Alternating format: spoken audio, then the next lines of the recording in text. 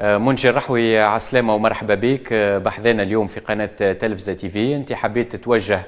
للشعب التونسي بكلمة كسياسي، مرحبا بك. شنو تحب تقول بالمناسبة هذه؟ أهلا وسهلا، شكرا. أنا ساعة نعتذر على التأخير هذا اللي حصل لأسباب تقنية، بعد ما اخترت وأني نتوجه لشعب تونس، لأصدقائي الرفاقي أينما كانوا في وقت الكونفينمون و10 سنين بعد الثورة. نحب نحيي كل واحد فيكم وين هو موجود ومن بين أهله وذويه،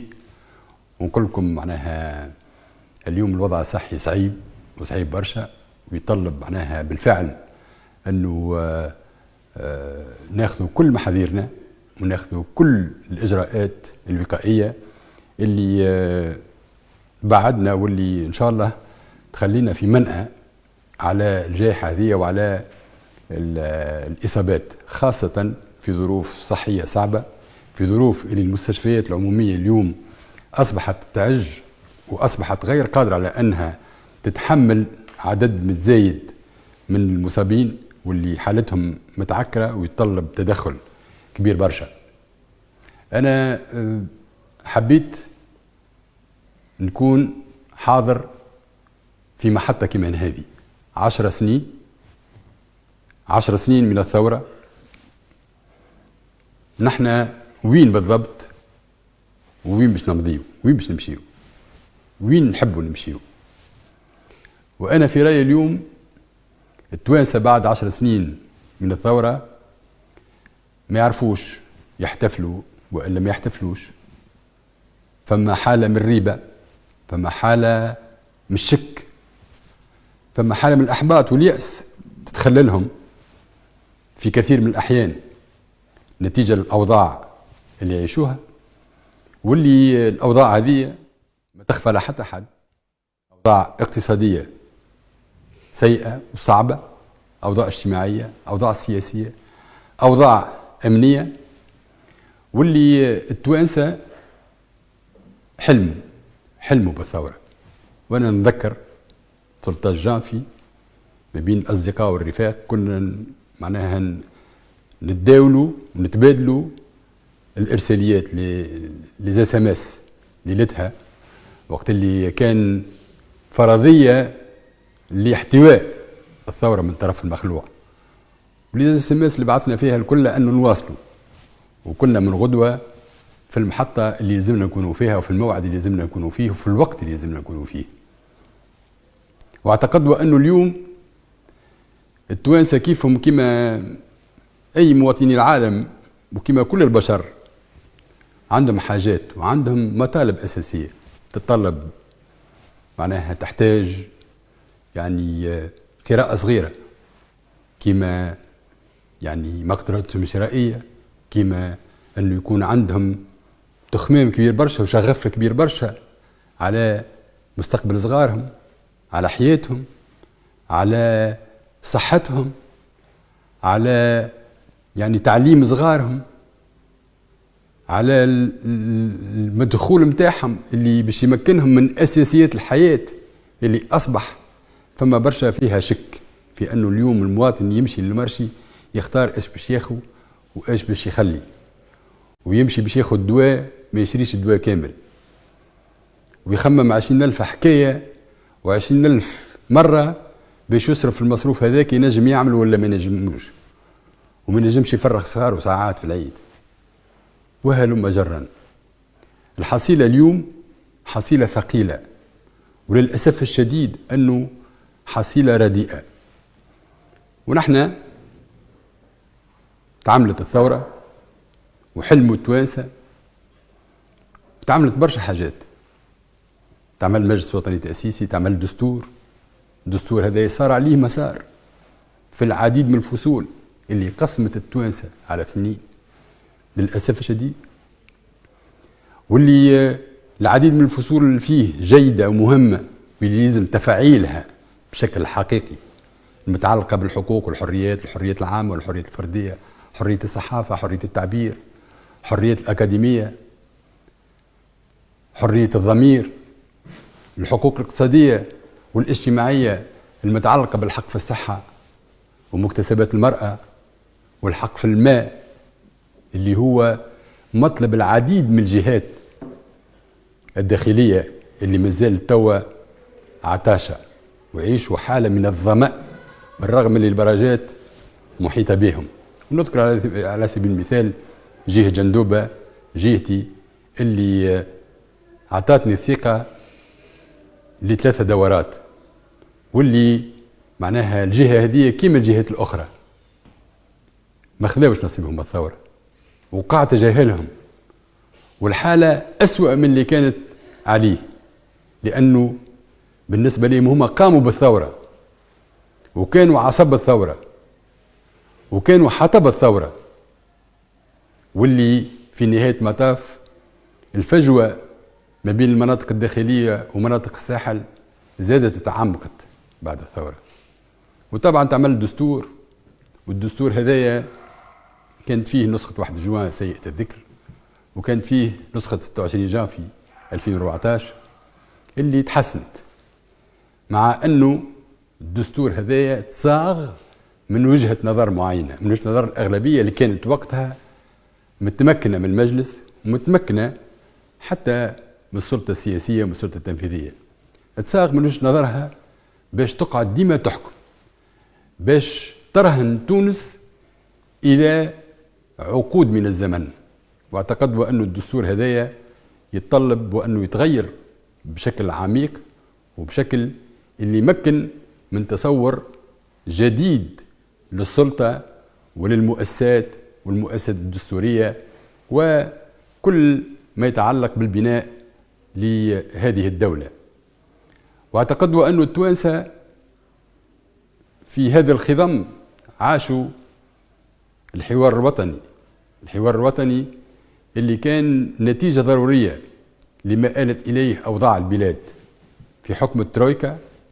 من تدهور اقتصادي واجتماعي وسياسي وأمني، اللي كان من أحد مظاهره الاغتيالات السياسية اللي كان ضحيتها الشهيدين شكري بالعيد ومحمد إبراهيمي الله يرحمهم، واللي كان وضع أمني فيه المجاميع أو رابطات حماية الثورة، وكان وضع اللي فيه المجاميع التكفيرية المتناثرة والموزعة في تونس وفي كل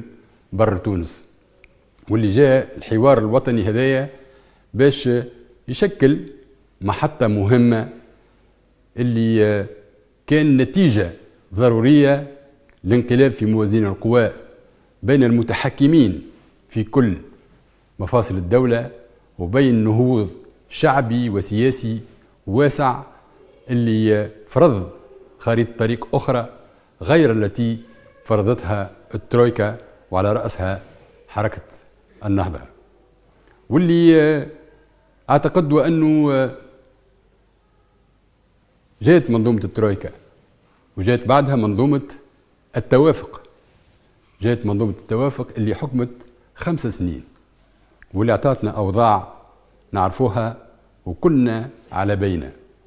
عملوا لنا قوانين وبرشا قوانين وقالوا لنا هذا قانون الاستثمار اللي باش يحسن الاستثمار، وقوانين باش تحدث مواطن الشغل، وقوانين باش تحدث نمو. ونحن نعرف اليوم المؤشرات اللي متعلقة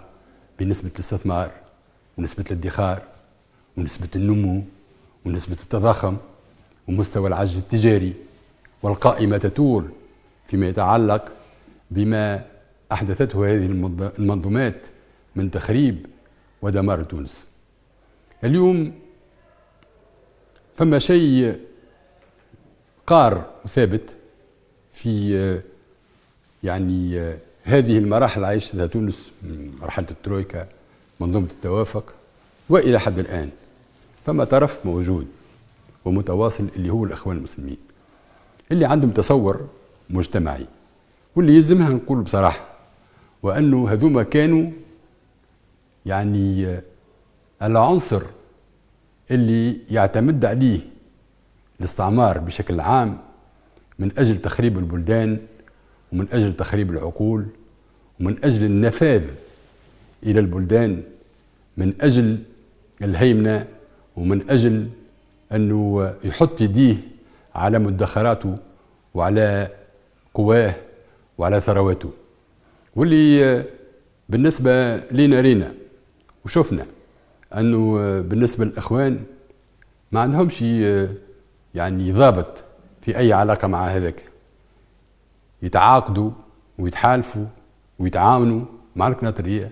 مع الفاسدين، مع المنظومة القديمة، مع الاستعمار، مع الصهاينة، مع أي كان. المهم الغاية تبرر الوسيلة، والغاية هي التمكن من مفاصل الدولة والتمكن من البلاد بين ظفرين لخدمة مشروع مجتمعي اللي يصوروه واللي يسوقوه حسب نظرتهم الإيديولوجية، واللي نعتبره كذلك اللي ما فماش كان هذا الطرف اللي لعب دور كبير برشا في الالتفاف على الثورة وفي إدارة ظهره مطالب الناس مطالب المواطنين. كيف المنظومة اللي تنظر إلى القديم، إلى البائد، إلى السائد، إلى الميت بعباده وأفكاره، وهذوما يتقاسموا هذا الشيء في أنهم بالفعل يحبوا يحيوا الميت ويرجعوا التالي ويرجعوا إلى الخلف، لأنهم ما عندهمش مشروعية اللي تقوم على المشروع الوطني، يخلقوا في مشروعية من خلال القديم ومن خلال المشترك متاع التوانسة، كان تاريخي وإلا عقائدي. وذاك علاش يعني التيار المحافظ أو الأطراف المحافظة والأطراف اللي تشد للوراء وللخلف بوجهيها الإخواني الظلامي والوجه الليبرالي الدستوري يعملوا دائما على أن الثورة ما تحققش أهدافها، وجذبة الثورة في التوانسة وجذبة الثورة في شباب تونس وجذبة الثورة عند المرأة التونسية وعند القطاعات الحية في تونس يحبوا يقتلوها ويخنقوها. وذاك علاش المسألة تصعب وقت اللي يتم المقارنة بين الماضي وبين الحاضر، ويصورون الماضي على أنه أجمل وأبهى من الحاضر،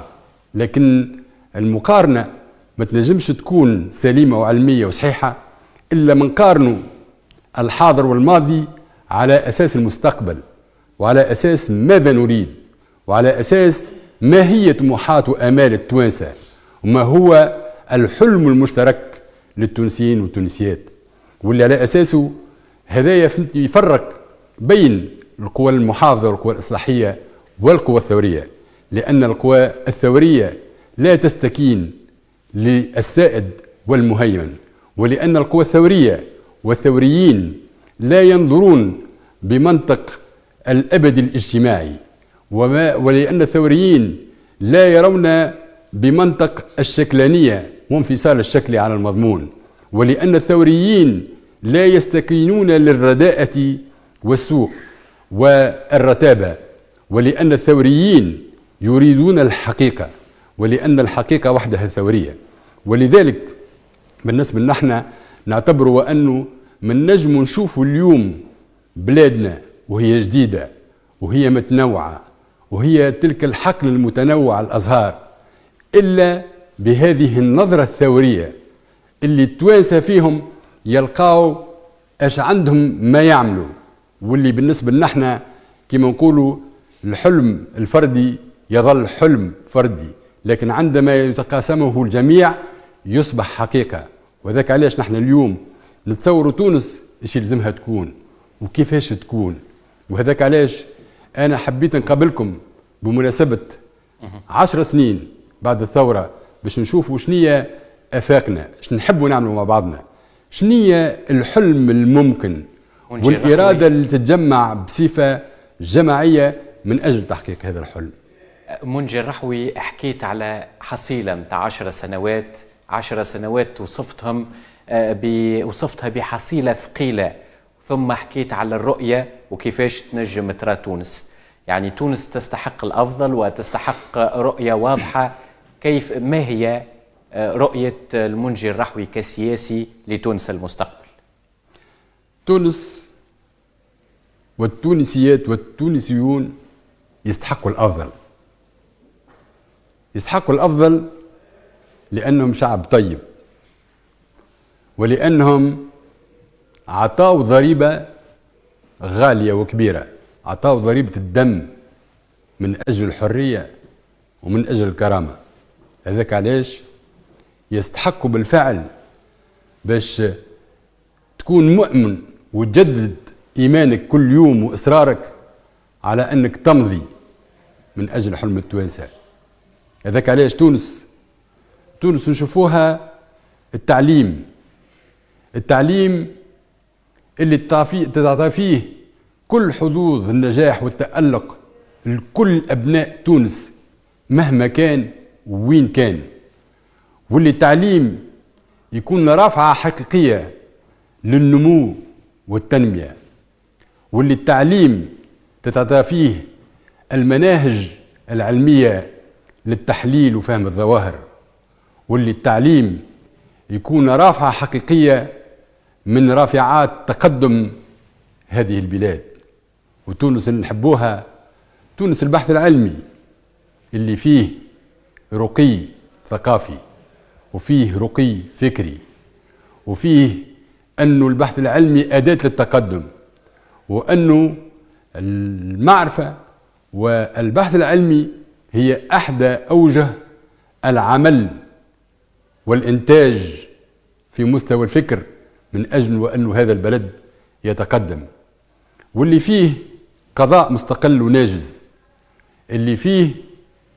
القاضي يستمد شرعيته وهيبته من القانون وتطبيق القانون وتسامي الجميع أمام القانون، واللي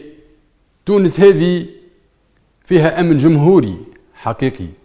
ما يمشيش المواطن المركز وإلا البقعة وإلا الاستاد باش يتبهذل وإلا يتهان وإلا يتذل. الدستور حكى وقال وحكينا وخاطبنا وقدمنا يعني مقترحات، بدلنا حتى الفصول في الدستور على أساس الأمن الجمهوري اللي يحفظ ممتلكات الناس ويحفظ يعني أجساد الناس، واللي نعتبره وأنه اليوم تونس تحتاج إلى تصور اقتصادي محور الإنسان. لأنه نسأل سؤال نحن: ما هو أثمن رأس مال؟ أثمن رأس مال وهو الإنسان. هذاك علاش كل منوال اقتصادي أو كل تصور اقتصادي أو كل نمط اقتصادي يلزم يكون جوهره الإنسان وهدفه الإنسان وكرامة الإنسان. هذاك علاش نشوفوا اللي تونس هذه تونس هي الأجر العادل، هي الأجر اللي يتقاضاه الأجير مقابل جهده ومقابل ما يقدمه من عمل في الإنتاج. وذاك علاش نشوفوا اللي العمل والوصول والولوج إلى العمل يلزم تكون بحظوظ متساوية،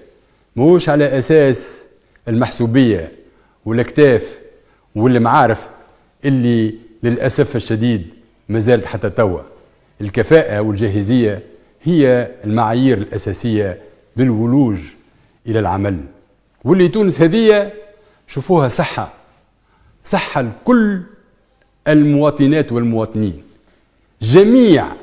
التونسيات والتونسيين، أي جميع التونسيات والتونسيين من حقهم الصحة، ومن حقهم الصحة اللي توفر لهم الطمأنينة والأمان لأجسادهم. والصحة هذه ما هيش بوتيرتين، ما هيش دو فيتاس، هذه صحة خاصة لمن تيسر له وصحة عمومية لجمهور الفقراء وجمهور السواد والسواد الأعظم لهذا الشعب. نحبوا صحة اللي بالفعل توفر مستلزمات الأساسية لأنه أي مواطن في تونس وين كان، في الجبل وإلا في حي وإلا في قرية وإلا في وسط العاصمة وإلا في الساحل، من حقه أنه يلج إلى الصحة العمومية، ولكن الصحة العمومية اللي ما هيش متأخرة ومتخلفة على أساس تهرئة معناها الوضع الصحي وعلى أساس تدهور الخدمات الصحية. وتونس اللي نحبوها تونس اللي تعطي الأمل لشبابها، واللي تعطي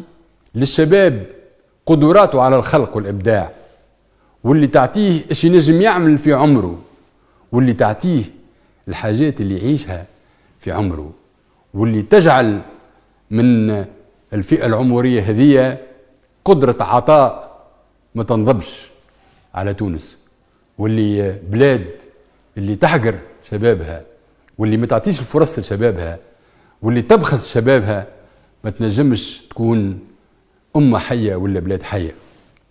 واللي على أساسه نعتبره أنه تعطي كل الإمكانيات لهذه الفئة العمرية باش بالفعل يقوم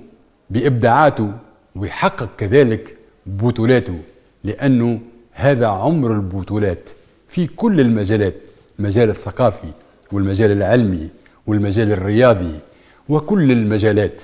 ولذلك بالنسبة لهؤلاء تعطيهم كل ما يلزمهم، واللي بالنسبة لنا كذلك نعتبره أنه تونس هي الطفولة اللي تعطى لها حقوقها في عائلتها، وحقوقها في بيئتها، وحقوقها في المدرسة، وحقوقها في الشارع، باش يكون بالفعل هذا الطفل أو هذه الطفلة نساء الغد ورجال الغد يتسلحوا بالمعرفة، يتسلحوا بتربية سليمة، ويتسلحوا بأنه كل الحقوق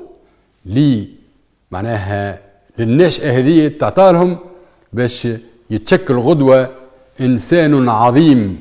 لتونس عظيمة وتونس جديدة. كيف فما شيء يقولوه أغلب المتدخلين في السياسة وفي كذا، أصحاب الاحتياجات الخصوصية اللي اليوم بالفعل يحتاجوا لأنه تتجد كل الآليات كل القوانين لأنه يتم إدماجهم الاقتصادي والاجتماعي بشكل حقيقي، إدماجهم الاقتصادي والاجتماعي اللي يعطيهم خصوصية الإبداع وخصوصية العمل وخصوصية الإنتاج وخصوصية الإدماج، واللي بالفعل يمكنهم من حقوق كاملة، مش اللي قالها الدستور، أكثر مما قالها الدستور. واللي اليوم تونس هذه تحتاج إلى إدارة عصرية، إدارة مرقمنة، إدارة اللي تتوجد فيها بالفعل كل الإمكانيات لتقديم المرفق العام في أحسن الظروف وبأكثر سهولة، بلاش بيروقراطية وبلاش فساد وبلاش محسوبية وبلاش تعطيل مصالح الناس. وذاك علاش نراو تونس جديدة ممكنة، وتونس هذه هي مساحة للحرية ومساحة للإبداع ومساحة للإنتاج. واللي تونس هذه فيها حاجة اليوم تنجم نقولوها، أنه فيها عدو كبير برشا، هذا العدو هو الفقر. والفقر كنا نحكيه على البطالة والتعليم والصحة والنقل، هذه كلها معطيات للفقر. وذاك علاش بالنسبة للبرامج يلزمها تكون تستهدف برامج في كل المجالات على أساس إحداث نقلة نوعية في حياة الناس. وذاك علاش الثورة مطروح وما زالت مطروح، ما زالت مطروحة لأنها لم تحقق الأهداف متاعها. وذاك علاش من يريد أو تسول له نفسه أنه أغلق المسار الثوري فهو واهم، واللي على أساس نقولوا نحن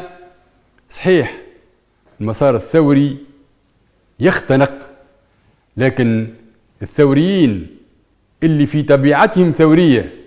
اللي بطبيعتهم لا يؤمنون لا بالسائد ولا بالمهيمن ولا بالشكل ولا بقوة العادة وفعل العادة فينا، اللي يمنوا بأنه بالفعل تونس فيها مكامن كبيرة واللي جاية من تاريخنا، واللي الحركة الاجتماعية بشكل عام ما جاتش صدفة. علي بن غذاهم وقت اللي في القرن التاسع عشر تحرك ضد الباي ضد المجبة، واللي وصفوه بأنه كان جلف وكان همجي، واللي كان معناها بالمناسبة ينتمي إلى أحد الطرق الصوفية وكان يعمل في القضاء، قام بما يجب أن يتم فعله وقت اللي الباي سن قوانين وإجراءات اللي تتعلق بالجباية، وتطورت الحركة وكانت الحركة الوطنية، والحركة الوطنية اللي اندمجت واللي تم معناها اللي كانت في علاقة وطيدة وعضوية بالحركة الاجتماعية. محمد علي الحامي، فرحة حشاد، والحركة النقابية بشكل عام كانت خير دليل على ذلك. وتأصلت الحركة الاجتماعية في الستينات والسبعينات، وكان فما العديد من المناضلات والمناضلين، ونذكروا منهم الرفاق في البرسبكتيف وفي الشعلة اللي قدموا تضحيات كبيرة برشا. منجي الرحوي اليوم كي تحكي يعني اليوم تحكي على الحركة الوطنية وتحكي على هذه مرجعية منجي الرحوي، اليوم نجم نحكيو على المرجعية هذه، أو اليوم كي نحكيو على الإسلام السياسي المرجعية متاعو دينية وهي مشترك بين كل التونسيين والتونسيات. اليوم نحكيو على الدساترة الجدد المرجعية متاعهم هي مرجعية بورقيبية وهي مشترك بين التونسيين والتونسيات. اليوم كي نحكيو على المرجعية متاع المنجي الرحوي شنو نجم نقولوا؟ شوف، هو بالنسبة للمرجعية بشكل عام نحن ما جيناش من البارح، نحن جينا من سلالة المناضلين والمناضلات، واللي كما كنت نحكي علي بن غذاهم اللي كان مقاوم وأطلق معناها ثورة كاملة ضد المجبة، طاهر الحداد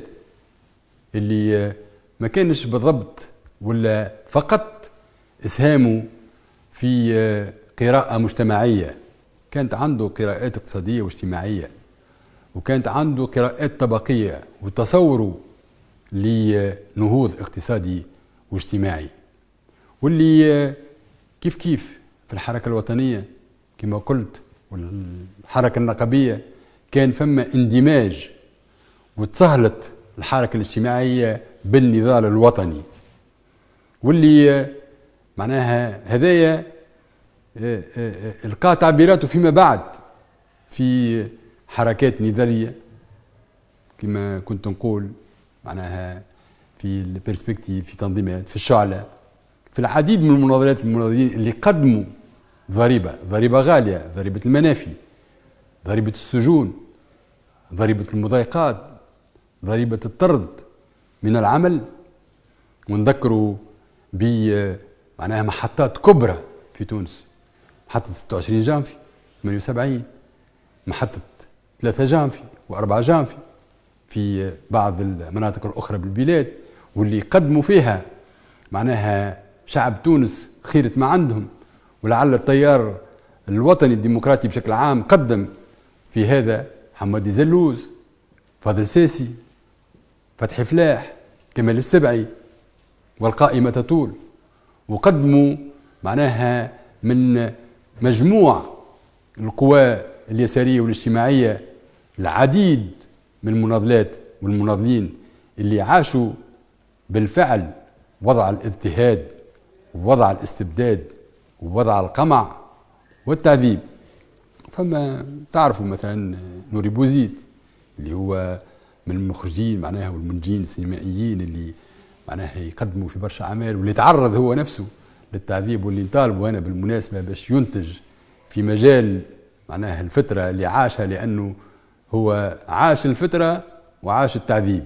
وكذلك العديد من يعني الفنانين في تونس اللي مطالبين باش يعملوا ويقدموا أعمال فنية تعطي التاريخ الصحيح تونس، لأنه التاريخ في العادة يكتبوه اللي يهيمنوا على الساحة السياسية واللي يهيمنوا على المستوى الاقتصادي والاجتماعي. ولذلك نحن نحتاج إلى تاريخ ويعني كتابة كانت أدبية أو فنية لهؤلاء اللي قدموا للحركة الاجتماعية بشكل عام. واللي نذكر اليوم أنه بمناسبة 10 سنين من اللي تعداوا العديد من المناضلات والمناضلين كما واللي فقدناهم، كما أحمد إبراهيم، كما لينا بن مهني، كما ميا جريبي، كما جلبر نقاش، كما صالح الزغيدي، العديد، كما صغير ولاد أحمد، كما نبيل رفيقنا في قفصة، العديد من الرفاق. أنا نذكر أمثلة مش للحصر، معناها ممكن معناها يعذروني اللي ما ذكرتش بعض الأسماء، لكن معناها إشارات، لأنه هذوما عطاوا لتونس واللي مضني برشا أنه ما يقعش الوفاء لكل ما قدموه. وهذا مهم، هذا مهم برشا، لأنه نحن نعتبره أنه ما نجم نقدمه إلا على أساس المراكمة، ولا على أساس ما قدموه مناضلات ومناضلين من أجل الحرية ومن أجل العدالة الاجتماعية. واللي بالمناسبة التوانسة شادين صحيح ومتمسكين ويحلموا وعندهم قدرة عجيبة على أنهم يحلموا، وهذا مهم. التوانسة شدوا الصف في 2011 على الانتخابات، والتوانسة شدوا الصف في 2014 الانتخابات الرئاسية والتشريعية، والتوانسة شدوا الصف في الانتخابات البلدية 2018، وشدوا الصف في 2019 الانتخابات الرئاسية والتشريعية، وما ملوش وما أملوش، لأنهم يمنوا ولأنهم يأملوا أنه غدوة إن شاء الله يكون خير. لكن الخيبة تجيهم مباشرة بعد ما يطلعوا الأغلبية إلى الحكم والسلطة. هذاك علاش يلزم التوانسة ويلزم القوى التقدمية والديمقراطية ويلزم القوى الثورية ويلزم القوى الوطنية الثورية على أنها تستنهض قواها، وعلى أنها تعبأ نفسها، وعلى أنها تعاود تنتج ما يجب إنتاجه من معنويات من أجل المضي قدما. على أساس ماذا؟ على أساس استئناف المسار الثوري، وعلى أساس تحقيق الثورة، على أساس تحقيق الثورة اللي هي بالفعل بتغيير كل المنظومة، بتغيير كل ما يجب تغييره، واللي التوانسة من حقهم باش يمنوا بغدوة خير وما يأسوش ويأملوا في غدوة وما تتيحش المعنويات متاعهم. نحن نعرفوا حجم الدمار اليوم نعيشوا في تونس، ونعرفوا البرلمان مرهون اليوم ل3 كتل، كتلة الإخوان وكتلة قلب تونس وكتلة الكرامة. أصبح رهينة، أصبح فيه حالة من الاستبداد الحقيقي. اليوم يعمل لك نظام داخلي مسمي باسم فلان، فصول باسم منجي الراحوي، واحد باسم منجي الراحوي، واحد باسم سامي عبو، واحد باسم إكس، واحد باسم جريك،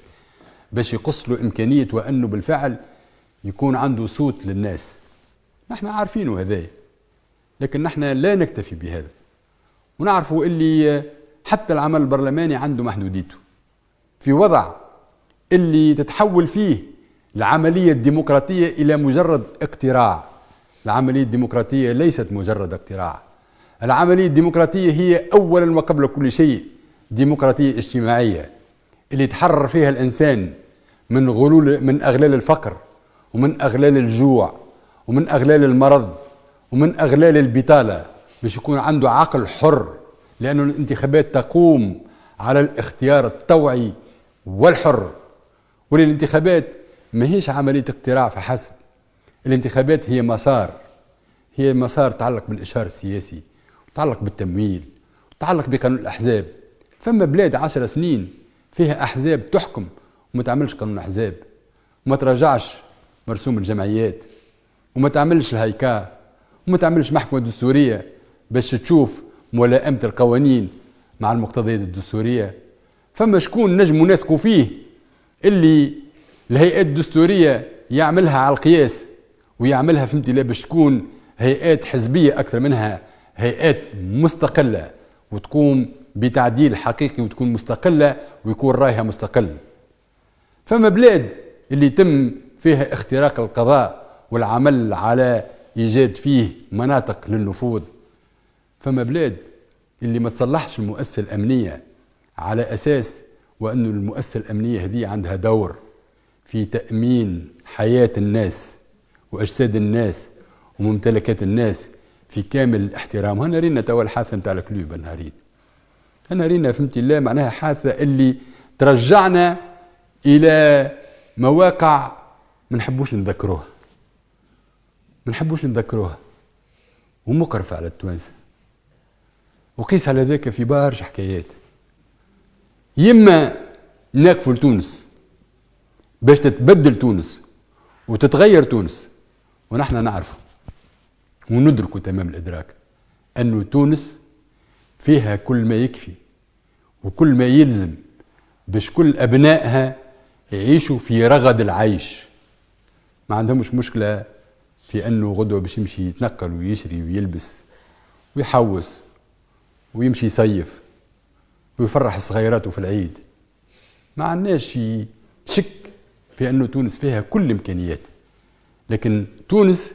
ما فيهاش الإرادة السياسية بطبيعة الأحزاب اللي توالت على الحكم من الترويكا مع منظومة التوافق لهذه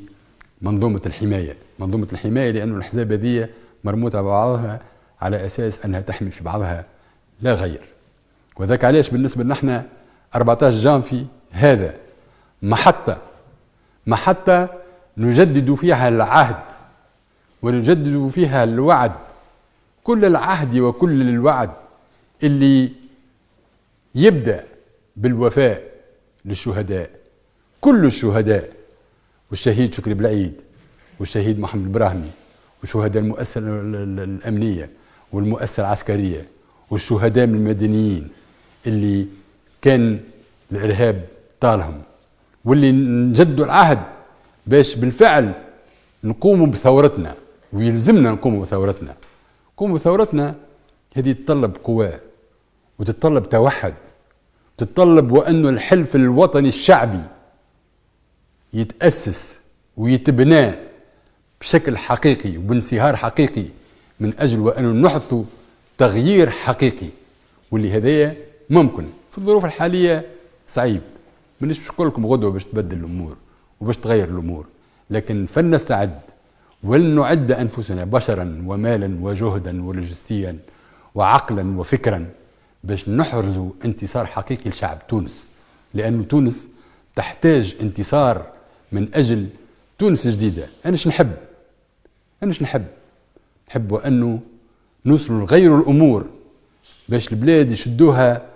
وياخذوها ويكونوا فيها الناس اللي يستاهلوا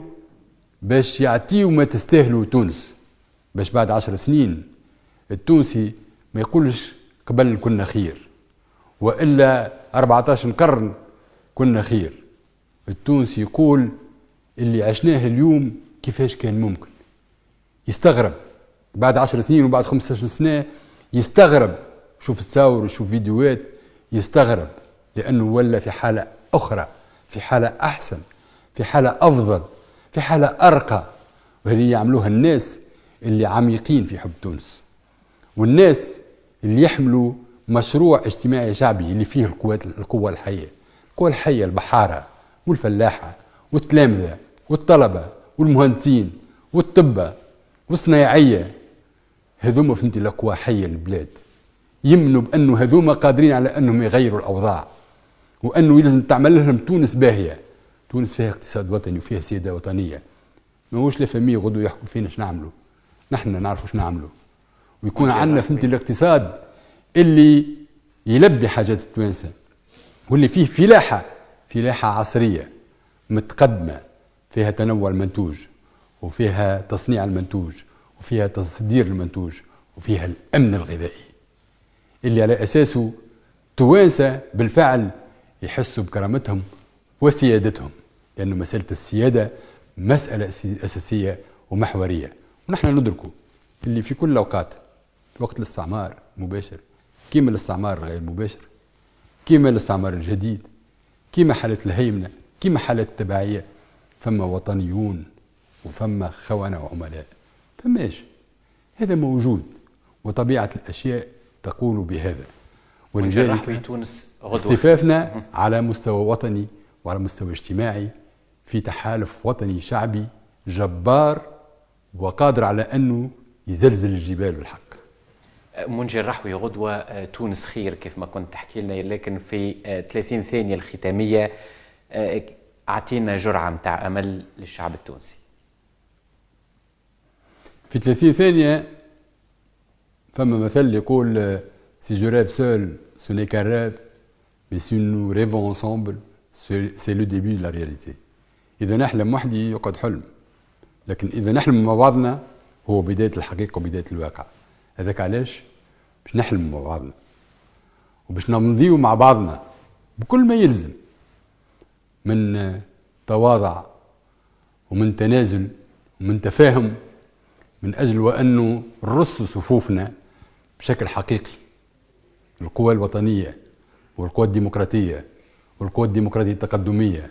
هذه كلها يلزمها تتوحد بشكل أو بآخر من أجل وأنها تحرز انتصارات حقيقية، مش ليها لشعبها،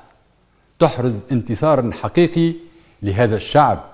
اللي يستحق بالفعل وأنه تضحي من أجله وتنكر ذاتك من أجله وتعمل من أجله وتعرق من أجله وتتعب من أجله وتمرض من أجله وتنجم تعمل كل شيء من أجله، لأن هذا الشعب يستحق الحياة. ولذلك كما قال يعني الشهيد فرحات عشاد: أحبك يا شعب وسأظل أحبك يا شعب. شكرا لك، يعطيك الصحة منجي الرحوي. تفضل.